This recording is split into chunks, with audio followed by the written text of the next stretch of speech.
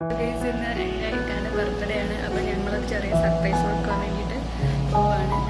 നമുക്ക് നോക്കാം. ചെറിയ ഒരു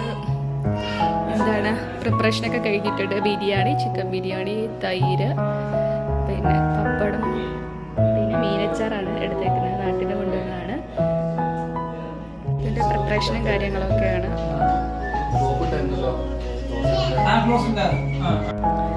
ഇതാണ് നമ്മൾ ഇവിടുത്തെ ബർത്ത്ഡേ ആഘോഷം.